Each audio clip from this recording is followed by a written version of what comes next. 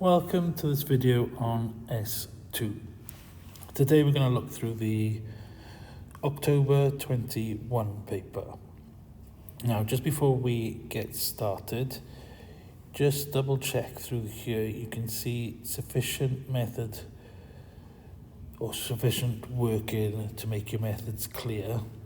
There were a few notes in the last few examiner reports about people not making things clear enough, and they also quoted about not using enough decimal places. So, values from statistical tables quoted in full. If you're using a calculator, it should be the same as the table, and inexact answers should be to 3 significant figures. So these are some key areas, but in particular, not using enough accuracy was one of the quotes in the examiner's report for the last 3 exam series, and not explaining your answer enough. So, in the show that kind of questions where you have to make sure you've got enough information.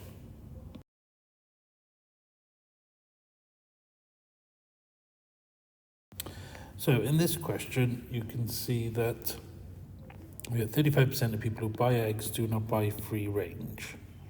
Random sample, denotes the number of people who do not buy free range eggs. So in this one, it's binomial because they either buy the free range eggs or they don't. So there's only the 2 scenarios. So what we want to do is, we know that say n equals 30. We know the probability is 0.35. And we want f.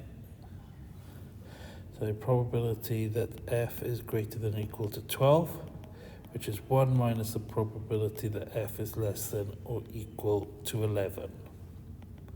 So it's 1 minus, and looking in my binomial tables, we've got 0.35, n is 30, and we're looking down for 11, so we've got 0.6548. So 0.6548 there. Just circling it so you can see. And that gives me 0.3452. So 0.345 to 3 significant figures. And that there is part A. Now part B. For this one, we want between 8 and 15 here. So what I'd like to do first is make sure that this is an equals, with the binomial being discrete. So we've got this between 8, and then it's going to be less than or equal to 14. So that then is going to be the probability that f is less than or equal to 14 minus the probability that f is less than or equal to 7, because that will give me then 14 to 8, because I've got 14 to 1, or to 0 I should say, and 7 to 0, which will cancel with them, so leave me 14 to 8 then instead. So again, now for this, all I need to do is go to my tables. So here, 14, going down the 3, right, so 14 here is 9348, 0.9348. Sorry, this might be a bit small, let me make it a bit bigger. So we had this value here, 14, and then we need the value at 7, so down as far as 7, it's 1238 there. So it's this value here, minus 0.1238. And then we just go to our calculators, and we get 0.811. Now, you can actually look all these values up in your calculator. For this type of question, I do believe it's far quicker and easier, though, to do it straight from the tables. Now, part C says we've got a loyalty points. So 3 for every free range egg and 1 for every that isn't free range egg. and we've got a random sample of 30 customers. So if you think about it, the number of people that do not buy a free range egg is F, isn't it? That was the letter we're using, and that was up here. And then we want to know the number of people who buy free range. That's going to be 30 minus F, isn't it? So F do not buy free range, and this 30 minus F will buy free range. So this 30 minus F is going to have 3 points, so it's 3 times that. And the F, the non-free range, have 1 point, so just 1 times F is F. And we want this to be less than 70, don't we? So let's sort out what's on the left. So we got F plus 90 minus 3F. So it's 90 minus 2F. So 2F is 20, F is 10. So we're looking to find the probability when F is greater than 10. Okay, so that is the probability when F is greater than or equal to 11, which is 1 minus the probability that F is less than or equal to 10. So it's quite important, I think, with these discrete ones, is that you always change this into a greater than or equal to or a less than or equal to before you continue. It makes your life a lot easier that way. So here we've got 1 minus, and then back to our tables. And looking for 10, we got 0.5078. I'll just circle it for you here. So 0.5078. And that gives me 0.4922 or 0.492 to 3 significant figures. And that's the first 4 marks done. Now, moving on to the final part, which is going to be with 7 marks. And this is, we're talking significance levels here. So the manager of the shop believes that the proportion of customers who buy eggs but do not buy free range eggs is more than 35%. In a survey of 200 customers who buy eggs, 86 do not buy. Okay, so using a suitable test and normal approximation here. Determine at the 5% significance level whether there's evidence to support it or not. So first things first, let's work out our hypotheses. So we know that H0, our null hypothesis, is going to be our 0.35, isn't it? For 35%. He believes that the proportion is more than that, so our alternative hypothesis is got to be greater than. So sorry, I didn't put that in slightly different here. So P equals 0.35 and P is greater than 0.35. And then we want to think of our distribution, don't we? So say let X be the number of customers who do not buy free-range eggs.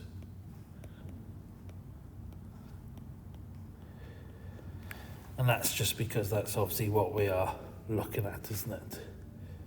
So that means we're looking at a normal distribution, which is good because obviously it could have been, could go to Poisson, so you don't have to even think about that. No worry there. And with the normal, we've got, so it's this down here. So the mean is N times P, isn't it? So that's 200 times 0.35, and that's 70, so that goes in that one. And then the variance is NP times 1 minus P. So that's how 70 times 0.65, isn't it? And that gives me 45.5. And that goes in there. So that's my distribution stated as well now. Next, we're going to start out with our probability. So this is going to be greater than or equal to 86. Because that's what we're trying to kind of prove, aren't we? Rather than equals, now approximately equals, isn't it? And we need to turn this into Z. Now Z is just going to have the greater than sign, but Z is X minus the mean over standard deviation. However, we need to use continuity correction with this X.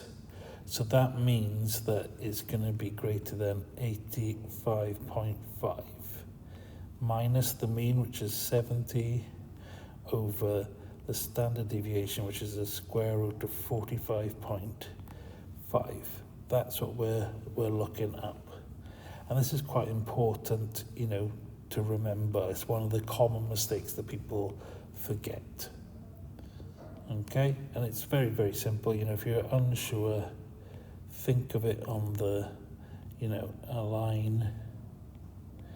And it's essentially because this is our discrete data, but when we switch to continuous, everything from this halfway point up, okay, is what's going to round to that 86, so it's going to be part of that data. Anyway, let me get rid of that. And let's move on to the next bit. So now we can work this out. So our Z value is 2.29787. I'm just putting a few values down there. And then next, we just need to go to our normal table. So here's my normal table, just make it a little bit bigger for you guys. And you can see we're looking at 2.30, which is here. So we're looking at the probability that Z is greater than this. It's going to be 1 minus 0.9893. Because obviously the tables is all about less than or equal to. And that'll give me it won't give me 0.0107 there. That's 3 significant figures, although it is just three numbers in here. 4 decimal places. Don't know what I'm talking about. But yeah, it's the same as 3 significant figures there. Now remember, you can also get this from your calculator, and that'll give you a slightly different answer of 0.01078. It goes on like that. So it does give you a slightly different answer in your calculator. Okay. Now I want to do, 0.0107 is smaller than 0.05, which is my 5% significance level. Therefore, reject H0. Sorry, just making a bit more room there. Yeah, so this is within our critical region. Yeah, it's smaller than my 5%, so I can reject H0. That means H1 is what we're going for. So now we can go and finish with our final sentence. And the final sentence is essentially all linked to here. We've got whether there is evidence to support the manager's belief. Okay, so that's what you want to start with. There is evidence to support the manager's belief.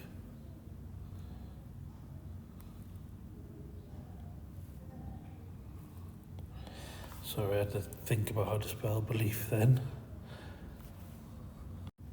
And then we want to continue with essentially what's kind of up in this bit. Okay, so we just want to round this fully off, What I've written now should be almost enough, but maybe not quite. So there is evidence to support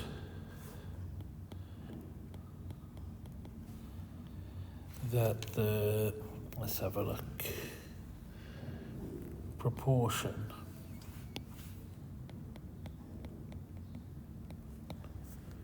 of customers who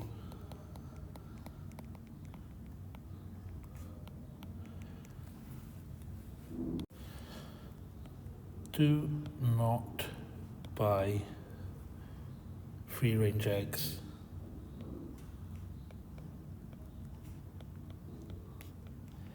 is more than 35%.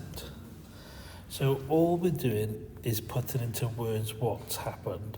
If we reject H0, we support H1. H1 is that in line with this, the farm shop manager's belief. And all we're doing is using pretty much the same sentence, yeah? The farm shop manager believes the proportion of customers who buy eggs but do not buy free-range eggs is more than 35%. So all we've said is there is evidence to support the manager's belief. You can carry on with the evidence shows, or there is evidence to support that the proportion of customers who do not buy free-range eggs is more than 35%. Okay, that always comes from the question, this final little paragraph. And you need it in there, okay? It's only worth 1 mark, but you do need it to finish off the question, and you've done all the work, so why wouldn't you just put a couple of sentences in at the end, okay? And this is worth a mark. Yeah, so these two combined, that's 2 marks out of your 7 straight away, I would like to point out that according to the examiner's report, it's the written parts in a lot of the stats questions where candidates either don't get the marks or sometimes just don't put anything down at all. Okay, question 2. Should be quite a straightforward one here. It's uniformly distributed, which makes our life so much easier. Given that probability when x is between 8 and 14 equals a fifth and e of x equals 11, write down these two values. So first, e of x is a half a plus b. Okay, that equals 11. So we know that a plus b has got to be equal to 22. So it's worth popping that in there anyway, straight away. Now, when I'm thinking of one of these uniform graphs, the height is 1 over b minus a. Yeah, so when I'm thinking of this one, we got between 8 and 14, and it's 1 over b minus a, and it equals 1/5. So 8 take away 14, so this is going to have a distance of 6, isn't it? So 6 times, sorry, not times 1/5, times 1 over b minus a equals 1/5. So let's divide by 6. So b minus a must equal 30. So now we've got 2 equations, don't I? 1 and 2. If I add them, equation 1 plus equation 2, we get the a's cancel out. We get 2b equals 52. So b equals 26.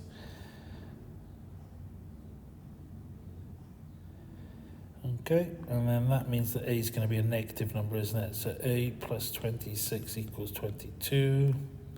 A is going to be minus 4. So we've actually got a diagram that kind of looks something like this, from minus 4 to 26. And the height then is b minus a, which is obviously 30, and 1 over it, so it's 1 over 30 for that height. Okay, that's what we've got.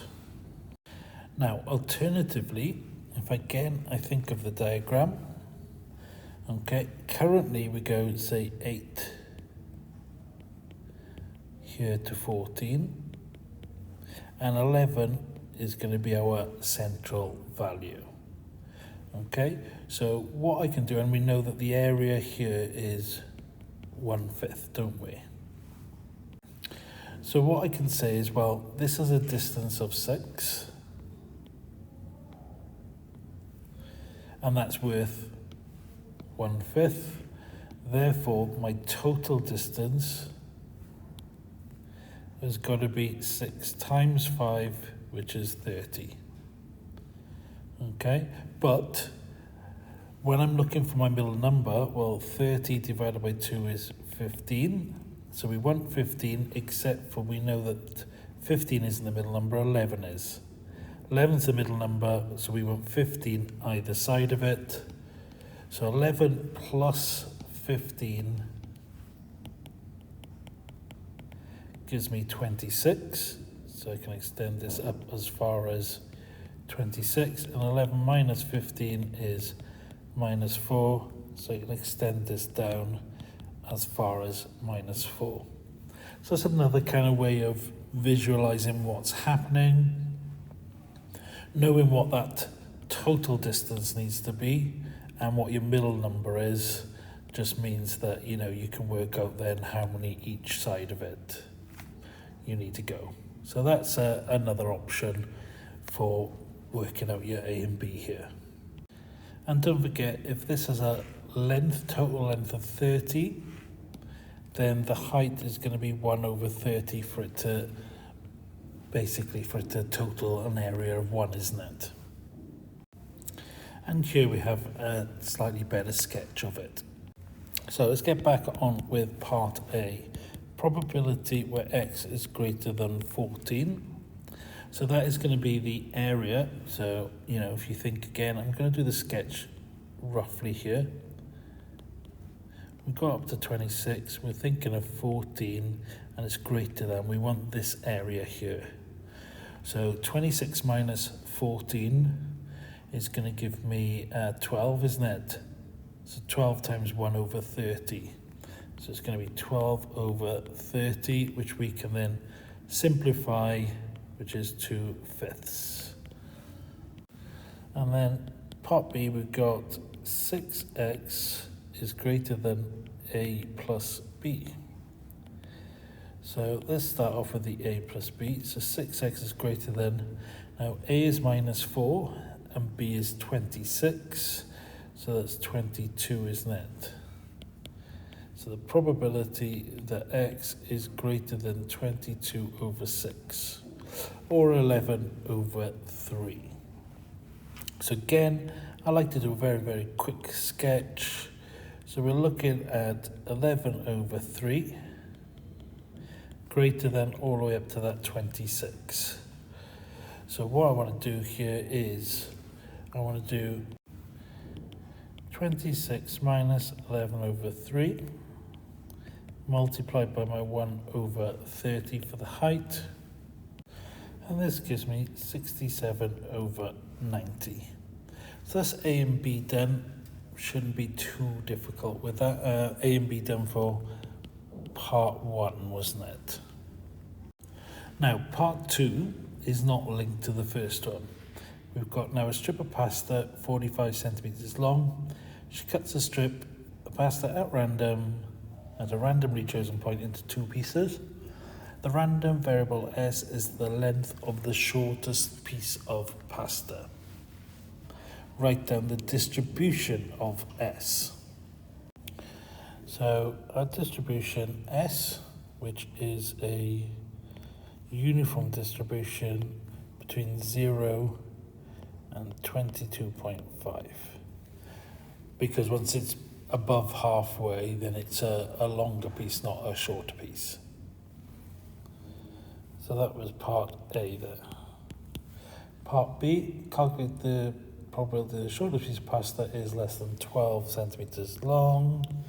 So you know it's quite obvious, isn't it? We go between 0 and 22.5, that's 1/22.5 less than 12 centimeters long would be this area here, isn't it? So 12 times 1 over 22.5. So this is the probability past this S, isn't it? Sorry.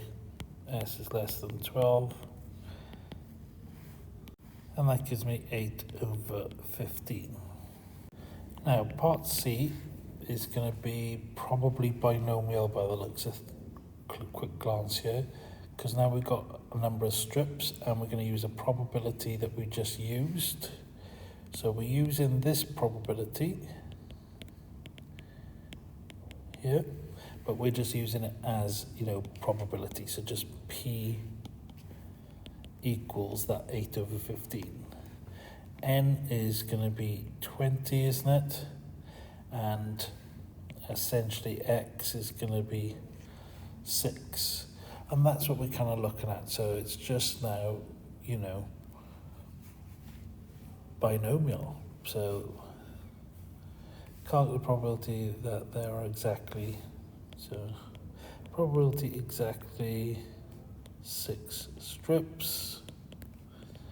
So it's going to be NCR, so we've got 26. Okay, of course you can write that 26 almost like in vector form if you want. And then we got 8 over 15 to the power 6. And then 1 minus that is going to give me 7 over 15 to the power of 14.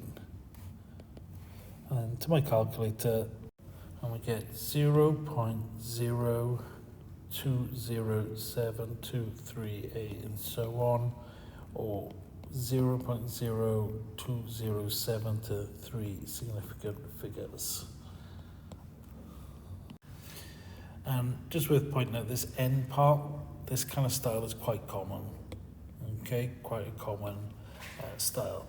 This particular question here, I've seen this before, but be as part of another one where you're using the full 45 centimeters, not half the 22.5.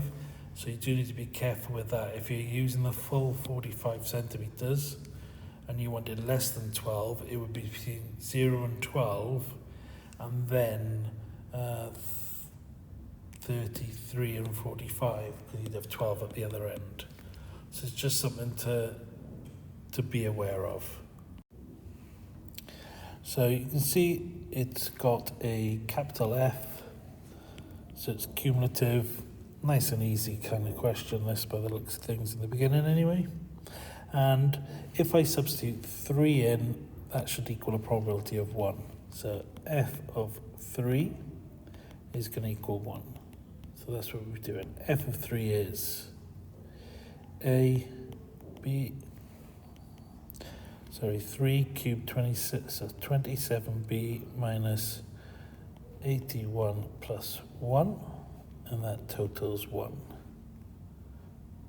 So we've got A 27b minus 80 equals 1.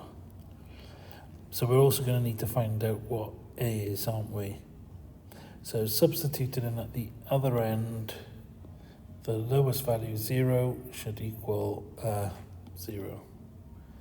And that's not going to help me find my A. So I think in this case we need to take a different approach. Now, alternative approach here, F of 1 should be the same for both. So 4A times 1 squared should be equal to A 1b minus 1 to the power 4 plus 1, isn't it? So we have 4A here, we got A, B.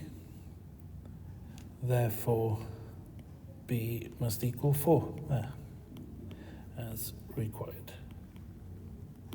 So just needed a slightly different approach there, but in the end, again, wasn't too difficult, and it was worth 1 mark, so it had to be quite straightforward. Find the exact value of A. So now we can use the F of 3 equals 1 scenario. So we got f of 3 equals a. We've got 4 times 3 cubed minus 3 to the 4 plus 1 equals 1. So 3 cubed is 27 times 4 is 108 minus 81 plus 1. Sorry, I don't know what's going on in there. Equals 1. So that gives me 28a equals 1. A is 1 over 28. It's an exact value, so we're done there. Now, part C, that's what we're finding, but if you look here, it is continuous, so we don't need to round anything up. That's what we find in 2.25 is going to be in this second section, so this is what we need to substitute in. But when I substitute it into here, that's cumulative, so it'll give me that value and below. So we do need to do 1 minus. So it's going to be 1 minus f of 2.25. And then all I need to do is substitute in. So remember that this stands for 1 over 28, 4x cubed minus x to the 4 plus 1. So we got 1 over 28, 4 times 2.25 cubed minus 2.25 to the power 4 plus 1. And that gives me 1809 7168 or 3 significant figures, 0.252 to 3 significant figures there. Okay, and that's done for A, B and C. Now part D wants me to sketch the probability density function, the PDF. So first what I need to do is essentially take these and differentiate. So let's do this first one, x cubed over 7 minus x to the power 4 over 28 plus 1 over 28. So let's differentiate this one. So that's capital F of x, little f of x then would be 3x squared over 7 minus 4x cubed over 28. Obviously the 4's here is going to give me a 7. And for the first bit, my f of x is going to be 2/7 x, isn't it? So I've got a straight line from 0 to 1. That's my 2/7 x. And that'll hit at 2/7 that. Not that it should matter. And then my second part here, we've got kind of a minus cubic. When I substitute 3 into here, it's going to give me 0. So now I'm going to come down and hit 0. And it's going to be this cubic, so it's going to go kind of up and down. Something like that. I think it's useful if you substitute in, say, like 1.5, 2.5, 2, a few values just to check on the pattern there. Now, for the mode, that's going to be this top point here. So we're going to need to differentiate again. So take in our bit here and we're differentiating, so we're going to get 6x over 7 minus 3x squared over 7, and we need to make that equal to 0. So what I can do here, I can multiply by 7, but let's actually just take 1/7 x outside. It gives me 6 minus 3x inside. So x equals 0, which we don't want. 6 minus 3x equals 0. So 3x equals 6, x equals 2. So the mode is 2. So we can see we've got a Poisson distribution even before we see the word Poisson here, as we've got a rate per minute. You know, it's a rate, so it's always going to be Poisson, with a mean of 6. So we're looking at the distribution like that.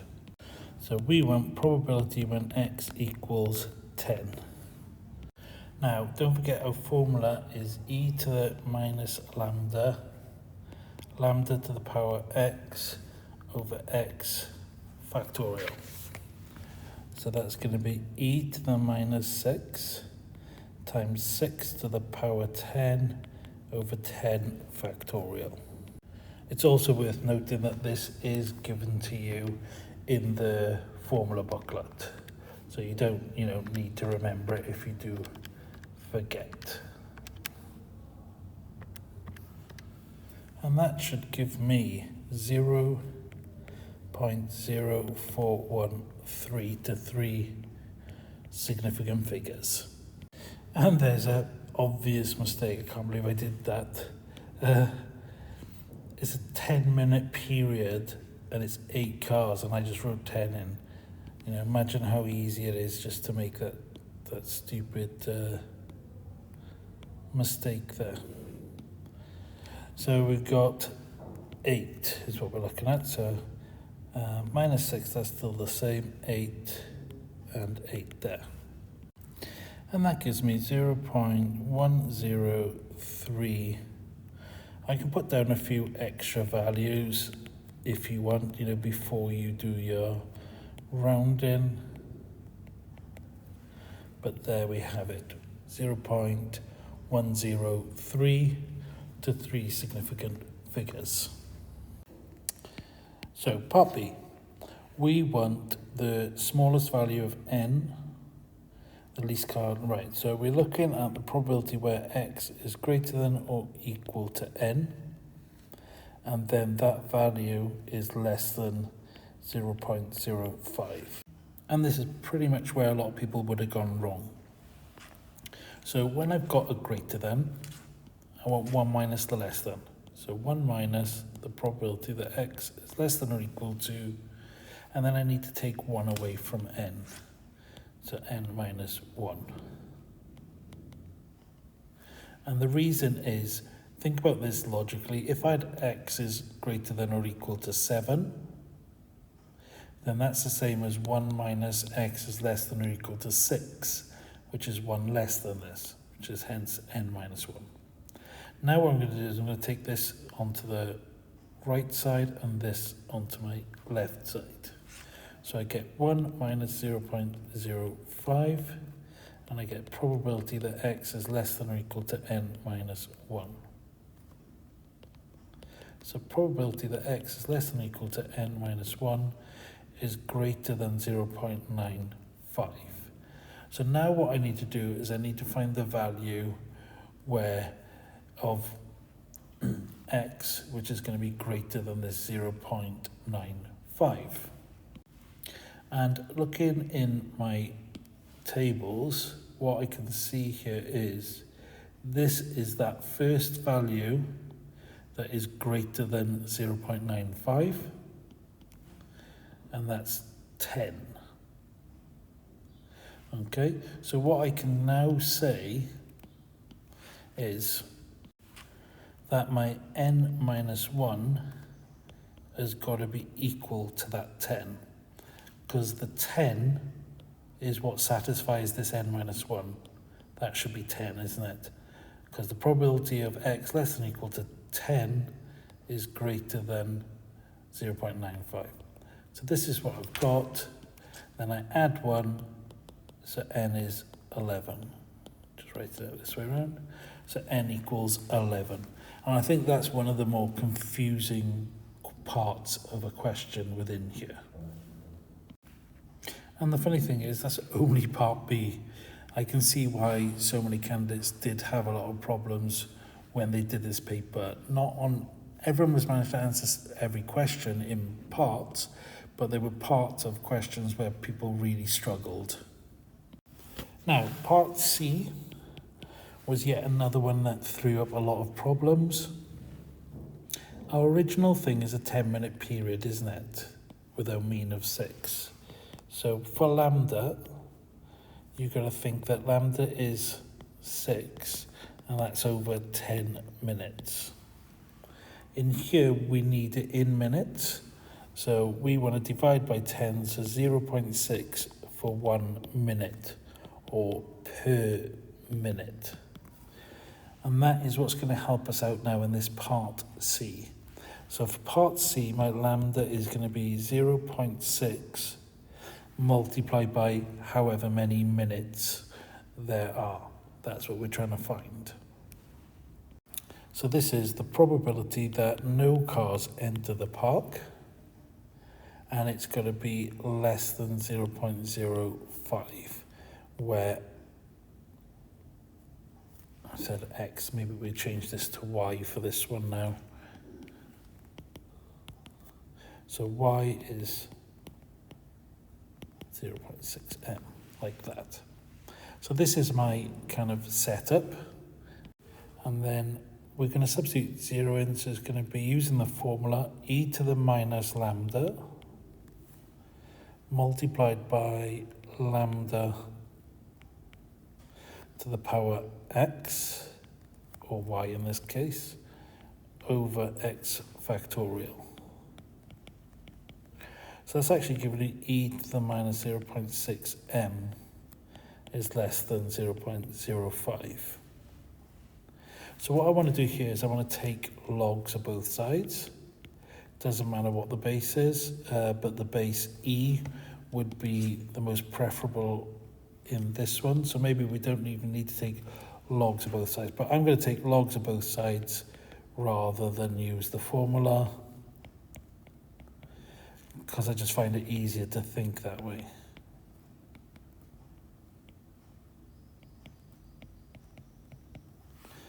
So now I've got minus 0.6m is less than ln 0.05.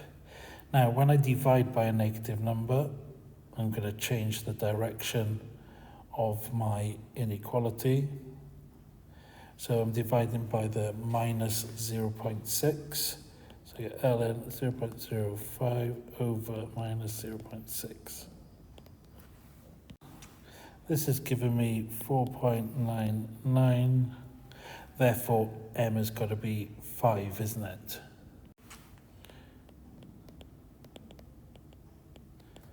As it's an integer. We're trying to find the smallest value of m. So that is my part C done. Another way you could have got to your answer here is if you didn't use the 0.6m and you just found the value of lambda, you would have got that lambda equals 3. So if you didn't use 0.6m, and you can see that 3 is half of this, therefore it's a 5-minute period. Okay, so that could have been another scenario if you didn't notice the 0.6m and you just used lambda. You would have got lambda equals 3, and then you would have needed to convert that into 5 minutes because it's half of that 6, so half of the 10-minute period. Now, part D, we can see a car enters a safari park. Find the probability that there is less than 5 minutes before the next car enters the safari park. For D, we need to find the probability that there's less than 5 minutes before the next car enters the safari park. And we already know that really it should be 5 minutes with 0 cars, isn't it? And that means our lambda is going to be 3. Now, as we're talking about, the probability that there is less than 5 minutes before the next car enters means that in this 5-minute period, at least one car would have to enter before the end of the 5-minute period. So that's what we're looking at. That's what we're using when lambda is 3, 5-minute period. And we are looking at least one car. So we want to find the probability that one car or more enters. So this is 1 minus the probability that no cars enter. And this is e to the minus lambda times lambda to the power x, or y in this case, and x factorial. So this is 1 minus e to the minus 3. E to the minus 3 is 0.04978, and so on. And 1 minus that is 0.950 to 3 significant figures there. It's worth noting that since we are talking about 0, we could have also used our tables to look it up.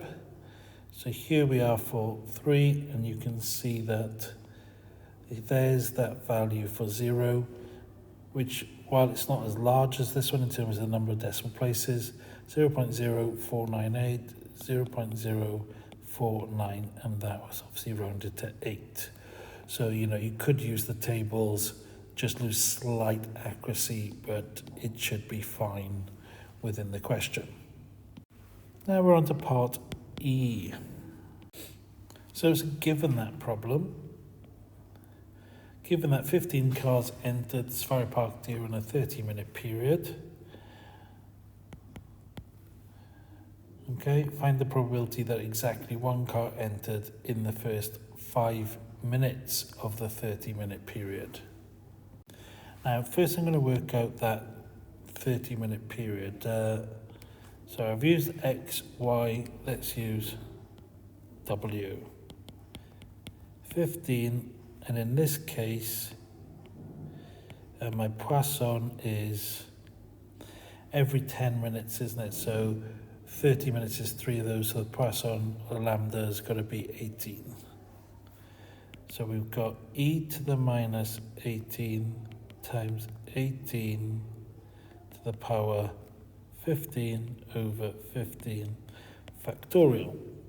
And that gives me 0.07857 and so on. And this, because I'm going to need it in a bit, I'm going to store it in my calculator as A. I'm putting that little note there just to remind me that's where it's going to be. Now, if I think back to S1, and this bit is in my formula booklet, we have this scenario, don't we? Okay, so if I'm thinking of it, probability of B minus BA is probability of A intersection B over probability of A. So probability of A is the 15 cars, yeah? And then the probability of B is going to be the 1 car in the first 5 minutes. Now, the other way of looking at it, and the way I do often look at these, is I often don't really think about these formulas, and I think about it in terms of what's happening. So this is a given that, so the probability of this bit happening has to be on the bottom. And the probability then that exactly 1 car enters in the first 5 minutes within this 30-minute period, that's the bit that's going to be on the top. And that's what I'm kind of always going along the lines of. So we've already worked out the probability for the given that. We need to work out the probability of exactly 1 car. So we want to find when, say, y equals 1, and this is when we have Poisson and lambda is 3, isn't it? So this is my first bit. So e to the minus 3 times 3 to the power 1 over 3 factorial. Now, that doesn't guarantee that it's 1 car in the first 5 minutes, does it? That's 1 car in 5 minutes. For it to be in the first 5 minutes, I then need to have 14 cars in the remaining 25 minutes. Okay, so this will be 1 car in the first 5 minutes multiplied by 14 cars in the remaining 25 minutes. So this now is W x, y, should we call it r or something? Not y, let's go with an r. No ideas why. So this now is obviously 25 minutes.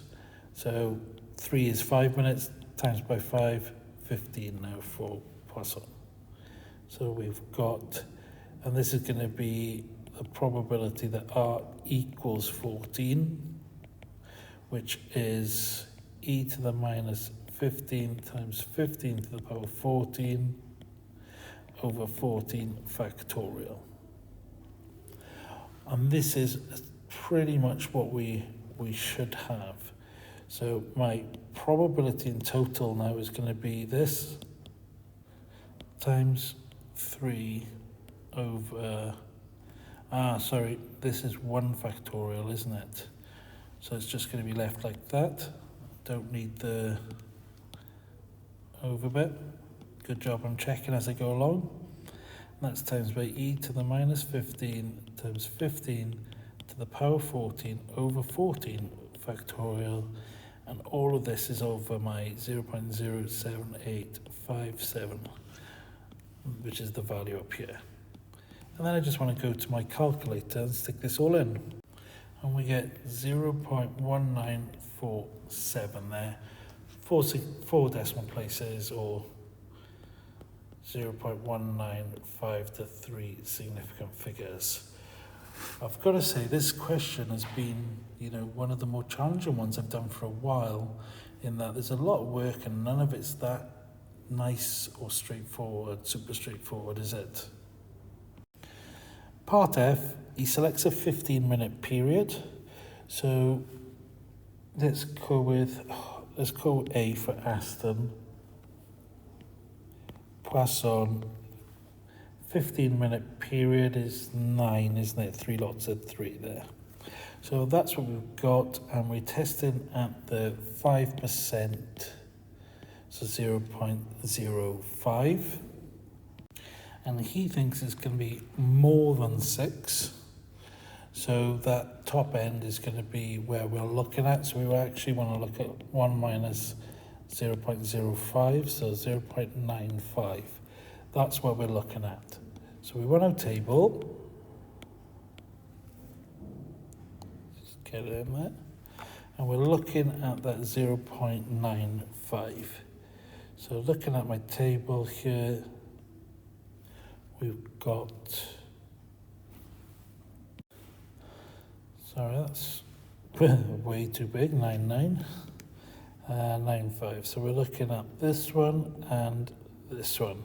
These are either side of my 0.95. So I always go either side of them. So when you're thinking about this, so A less than or equal to 13 is equal to the 0.9261, and probability that A is less than or equal to 14 is 0.9585. Now we want it within 5%, and just to reiterate as well, you do both of these because there are times where it doesn't have to be within 5%, sometimes it has to be like the closest to 5%, okay? But this is within 5%, so it has to be this one. Yeah, so we are looking at this one, which means when we're looking at greater than, that would be that the critical region there would be anything that is 15 or above. Yeah? So less than or equal to 14 is 15 or greater than. Maybe a better way to explain it is to go from here.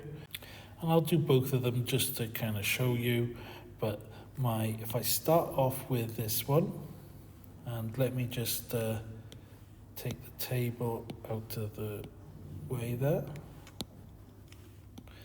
But starting off with this one, my probability where A is less than or equal to 13 equals 0.9261. 1 minus the probability that A is greater than or equal to 14. is 0.9261. Probability that A is greater than or equal to 14 is 1 minus 0.9261, which is 0.0739. Yeah, so that's what happens with the 14. That's clearly not in critical region, yeah? So that's not in my critical region. Now, if I do the same thing with the 14, so probability that A is less than or equal to 14 equals 0.9585. 1 minus that is the probability that A is greater than or equal to 15. And that's 9585. So that means A greater than or equal to 15 is 1 minus 0.9585, which is 0.0415. Therefore, in critical region. Okay, so what we can say here is our value, which I've used as A is greater than or equal to 15. Yeah, that's the critical region. That's what you want to kind of just say, just squeeze it in there. But you basically want to just say critical region is whatever letter you choose, greater than or equal to 15. Okay, not too bad a question, this one. We've got this set here and we've got the instructions here. 4 times the first counter minus 2 times on the second counter. And we need to show that a score of 8. So how do we score 8? Well, if we're going to be minusing, like 4 ones is just 4, 4 twos is 8. We've got to do 4 times 3, which gives us 12, doesn't it? And minus 2 times a number. So we need to get down to 8. So it's going to be take away 4, so minus 2 times 2 would be minus 4, and that's what's going to give me my 8. So the probability of getting a 3 is 25%, and the probability of getting a 2 is 35%. So we should have 0.25 times 0.35. And that gives me 0.0875 as required here. Now, part B is sampling. So for this, we need to work out all the different combinations of scores that we could have. So first, let's think of what we could get.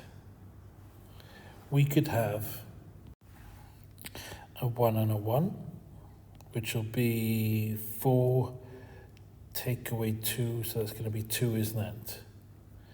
We could have a 1 and a 2, which will be 4 minus 4, so it's going to give me 0 points. We could have a 1 and a 3, so it's 4 minus 6, so it's minus 2. So that's the scenarios for like those counters. Then we've got a 2 and a 1, a 2 and a 2, a 2 and a 3. So points wise, that's going to give me, so 2 4s are 8, minus 2 is 6, 8 minus 4 is 4, and 8 minus 6 is 2. And then finally we've got obviously 3 and a 1, 3 and a 2, 3 and a 3. So that's going to give me 4 3s are 12, so it's going to be 12 minus 2 is 10, 12 minus 4 is 8, and 12 minus 6 is 6. So that's what we're kind of looking at here, and I can go ahead and work out these probabilities as well, can't I?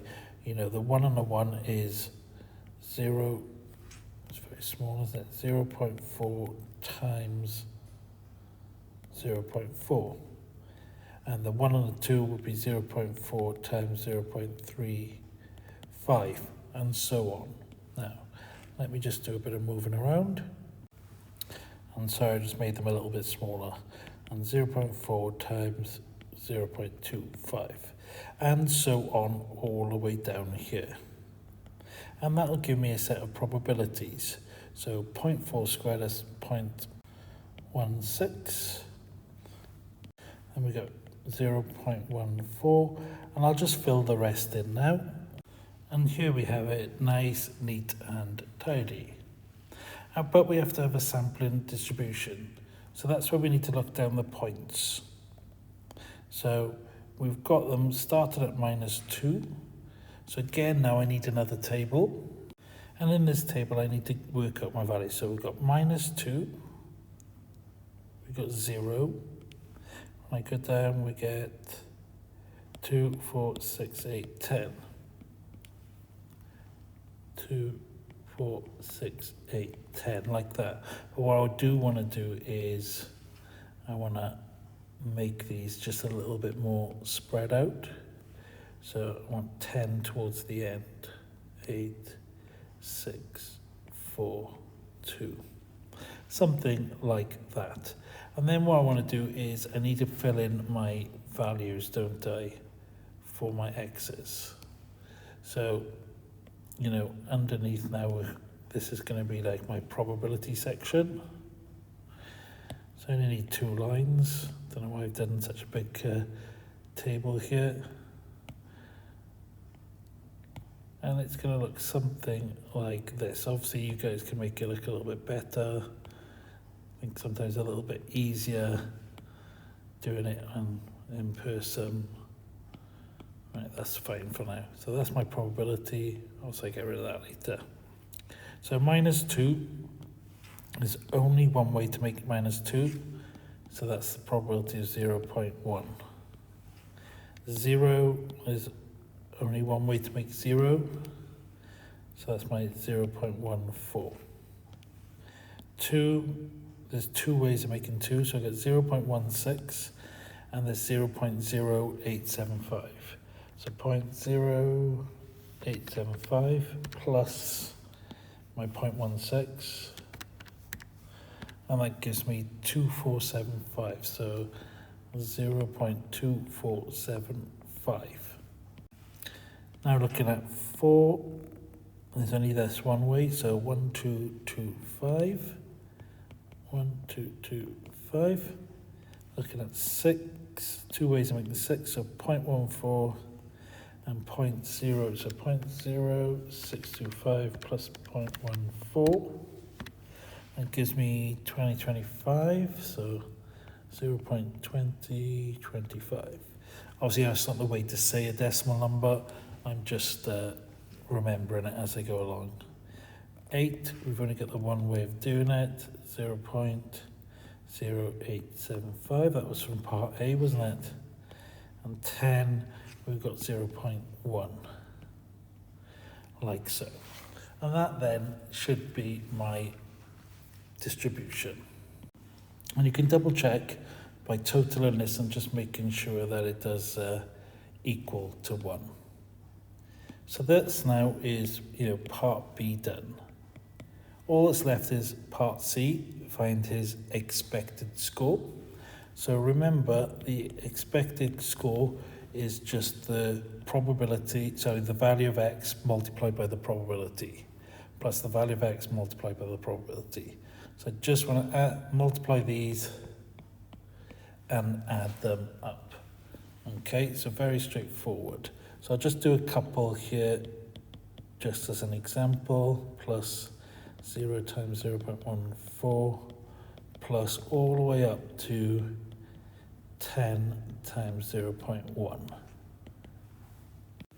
And you should get 3.7. And there we have possibly the easiest question in this paper. Final question. Nice PDF to get us started here. So we want to sketch this PDF. So between -1 and 1, we've got this function here. So let's start. Very quick diagram. So between -1 and 1, we've got what is a straight line. Not very steep one, but is going to be a straight line, isn't it? Because it's just a linear value. Then what we've got is, a straight, it's like a y equals mx plus c style graph. Second, we've got just a constant, so that's between 1 and 3. So it's just going to keep going across between 1 and 3. Let's move this one in line with my diagram. 0 there. And then this final one here, we've got as a negative gradient. So it's got to come down. Like so. So something like that. And you can double check some of the values. If you substituted, say, 5 in, we get 1/14 here. If you substitute -1 in, we get 1/14 here. So both of these finish in the same place, which is at 1/14. Yeah, that is that distance all the way across there. It's got to be the same. And you can check the height is got to be in line with this one here, which is the 3/14. And of course you can double check each point. So substitute 1 in, that's 3/14, so it did join, yeah? Putting the 3 into here, it gives me 3/14, so it was a join there. Now, second part, we want to find the variance of 2y minus 3. So first we want to find the variance of y, which is e of y squared minus e of y squared. Now, e of y is, it's quite nice and easy in this one. Let me just put my final value in there, not 5, isn't it? So this is symmetrical. That's a distance of 2, that's a distance of 2, that's a distance of 2. So when it's symmetrical, that gives it nice. It means we want this middle value. Total distance from -1 to 5 is 6. So halfway is 3. So this value here is going to be 2. So we can say that e of y is 2 by symmetry. Saves us doing any calculations to work it out. So variance of y is 131 over 21 minus 2 squared, which is 47 over 21. Now I want to work out my variance of 2y minus 3. So this is going to be 2 squared, so 4 variance of y. So all I'm doing now is multiplying this by 4, and that gives me 188 over 21, or 8.95 if you did it in kind of decimals, although it's far easier just to leave it in terms of the fraction. Part C now is finding the CDF, the cumulative distribution function. So we need to do a bit of integrating, don't we? So we're going to be integrating 1 over 14 y plus 2. Obviously this is easier to keep the 1 over 14 just outside initially, I think, and then do my integration. Now, let's look at each part. So we're doing between -1 and 1, aren't we? So what I want to do is I want to integrate this between x and -1, don't I? So think of my f of x is f of -1 for everything below that, which will just be 0 in this case. So I don't always bother putting it in, if I'm honest. So we're going between y and -1, because we're doing, and I'm actually just going to get rid of this little integration up here. So you just put the 1 and -1 there, as a reminder. Now, I don't want to use y because I'm going to be substituting y in, so I'm going to use another variable or another parameter, which is going to be t. And then we get f of minus 1 is just 0.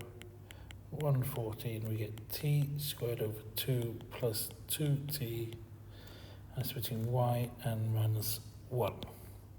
So 1 over 14 on the outside. Get y squared plus 2 plus 2y minus. And we get, now minus 1 squared is 1. So 1 over 2 plus 2 times minus 1 is minus 2, isn't it?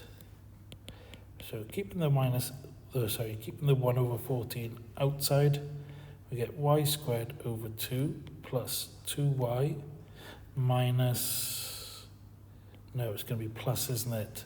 3 over 2 there, which is what we required. Half minus 2 is 1.5. So there we have the first one as required.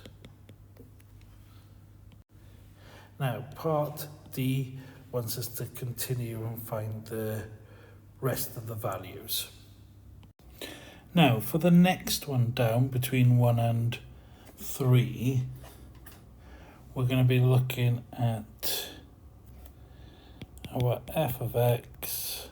Oh, sorry, I should say f of y, shouldn't I? Sorry about that. So it's going to be f of 1 plus, and then we're going to integrate 3 over 14 dy between y and 1. So f of 1 means I need to substitute 1 into my previous answer.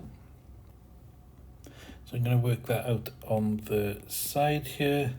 So that's 1/14. We got 1 squared over 2 plus 2 lots of 1 plus 3 over 2.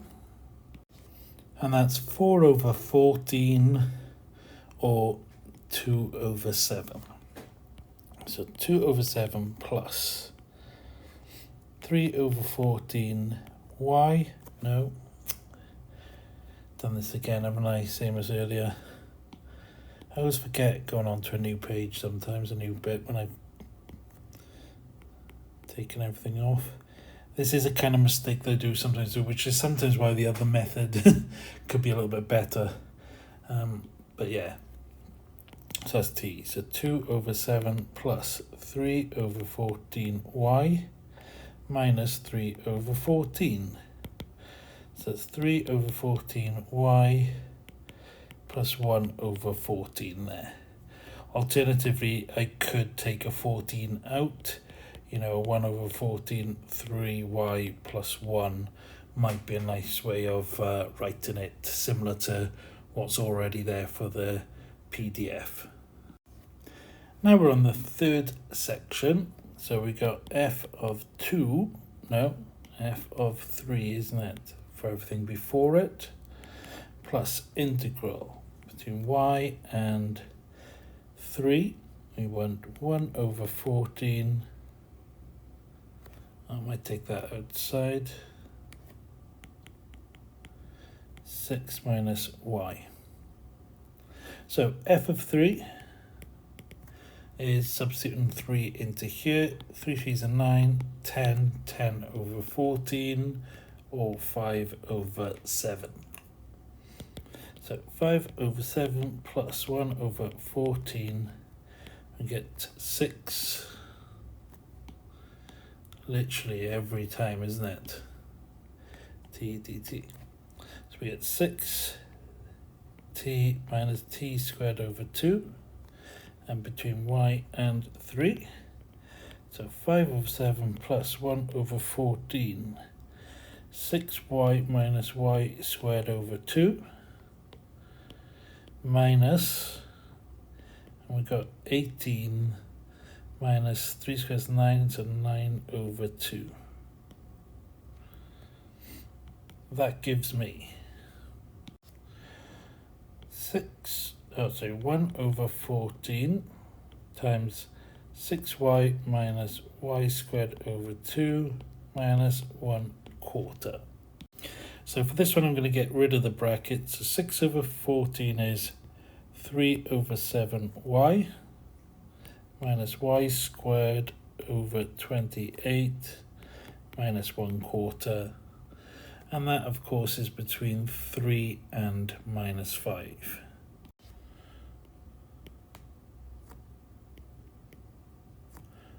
Sorry, 3 and 5. Don't know why I said minus 5. Now, with this one, there's also a couple of other values. So, you know, you've got your 1 for when y now is greater than 5. And we got our 0 when y is less than minus 1. And that is now all our values for our CDF, our capital F of y. Next, we need to move on to E. Now, we want the 30th percentile, so 0.3. Now, let's have a little think back. Okay, F of 1 was 2/7. We've already worked that out, haven't we? And that's really 0.2857. So that is less than this. So it's definitely not in this section. So it's probably in this section. Let's just double check what F of 3 was. And that was 5/7, isn't it? Just 0.714 and so on. So the 0.3 comes between these two. So it's in this middle section here. Okay, and that's quite important to get you started. You need to know which out of the 3 sections in this case will this value lie.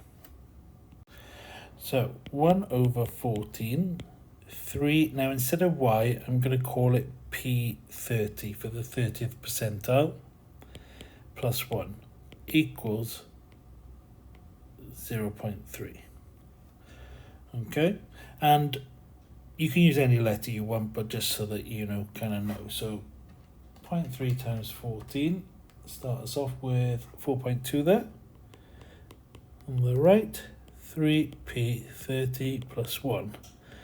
3p30 equals 3.2, and p30 is 16 over 15, or 1.06 recurring, which I'll keep it as a fraction.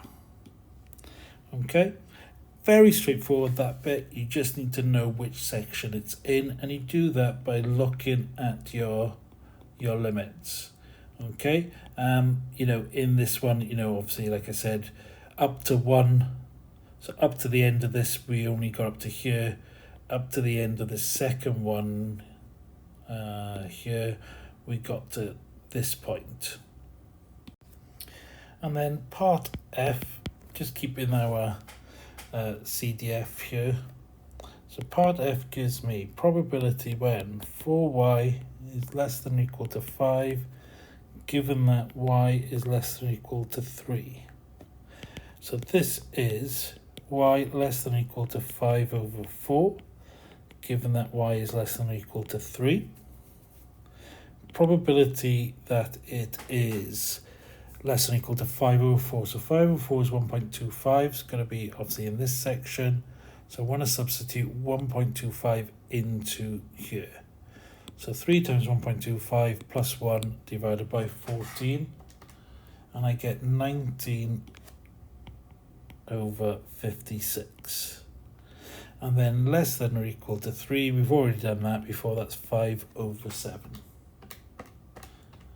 Work this out and I get 19 over 40. And there I have my final answer. Okay, these given that can be quite straightforward, especially on something like this. Think of it as a way of, you know, when it's given that, it means part of that probability's already happened. So it's like reducing what it's out of, which is why it's there on the bottom.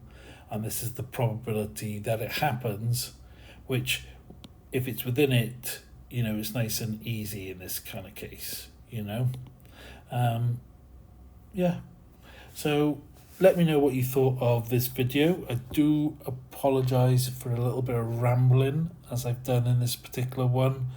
My S2 is a little bit rusty. I think it's been 3 or 4 years since I've actually taught S2 now, as I've been more on the mechanics, the pure maths and the further maths. So this is one of the ones that I've just kind of fallen off a little bit, so I've been a little bit rusty in this video. Hopefully it's still been good enough that you've understood what I'm trying to get across to you.